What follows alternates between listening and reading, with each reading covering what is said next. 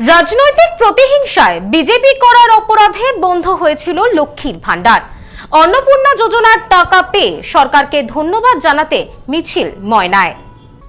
রাজনৈতিক প্রতিহিংসার শিকার হয়ে একসময় বন্ধ হয়ে গিয়েছিল সরকারি প্রকল্পের আর্থিক সাহায্য। শুধু বিরোধী দল বিজেপিকে সমর্থন করার অপরাধে তৃণমূল সরকারের আমলে সরকারি প্রকল্পের সুবিধা আটকে দেওয়া হয়েছিল বলে অভিযোগ।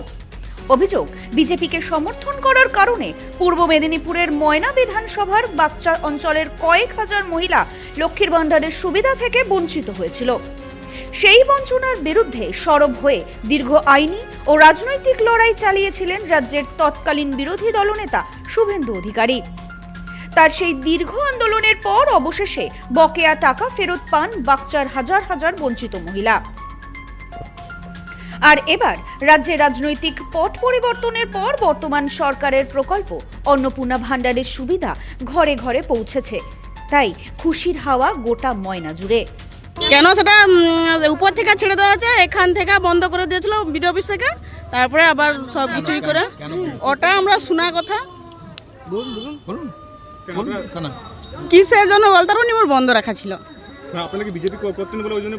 না। বিজেপি তৃণমূল সবাইকে বন্ধ ছিল, শুধু আমার বলে আমার না। যেখানে আপনারা লক্ষ্মীর ভান্ডার বন্ধ করে দিয়েছিল সেখানে এই সরকার আপনাদেরকে অন্নপূর্ণা ভান্ডার দিচ্ছে, কি বলবেন সরকারকে?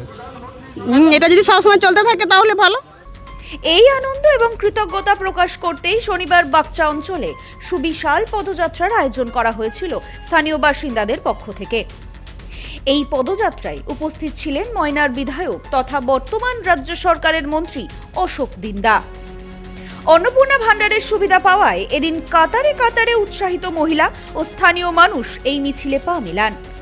মন্ত্রী অশোক দিন্দা বলেন, বিগত তৃণমূল সরকার রাজনীতির রং দেখে সরকারি প্রকল্পের সুবিধা বন্টন করত।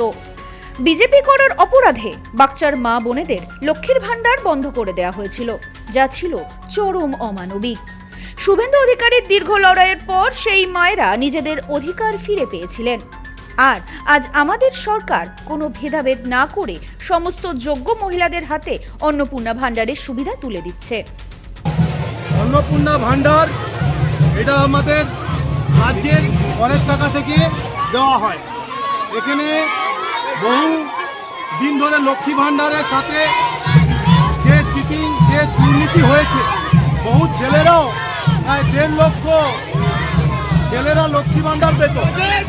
তো সেগুলোকে আমরা সব বাদ দিয়ে এখন অন্নপূর্ণা ভান্ডার মহিলারা 3,000 টাকা করে পাচ্ছে। কোনো রাজনীতিকরণ হচ্ছে না। পশ্চিমবাংলার মহিলারা সবাই এই অন্নপূর্ণা ভান্ডারের এই মহান একটা প্রকল্পের আন্ডারে তারা নথিভুক্ত হচ্ছে। স্থানীয় বাসিন্দা দীপালি ভৌমিক বলেন, দীর্ঘ 6 মাস ধরে আমাদের লক্ষ্মীর ভান্ডার প্রকল্পের টাকা বন্ধ ছিল। আমাদের অনুমান বিজেপি করতাম বলে টাকা বন্ধ করে দেওয়া হয়েছিল। এখন অন্নপূর্ণা যোজনার টাকা পাচ্ছি। ধন্যবাদ সরকারকে।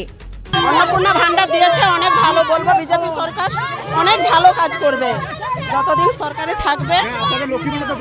হ্যাঁ, 6 মাস বন্ধ ছিল আমাদের লক্ষ্মী ভান্ডার। 6 মাস আমরা এই যে বিজেপি করি বলেই মনে হচ্ছে দিচ্ছে না, না হলে দিত। টিএমসি করলে হয়তো দিত। বিজেপিতে আসার পরে এখন অন্নপূর্ণা হ্যাঁ সবাই পাচ্ছে। ব্যুরো রিপোর্ট, নিউজ নোম্যান্সল্যান্ড, ময়না।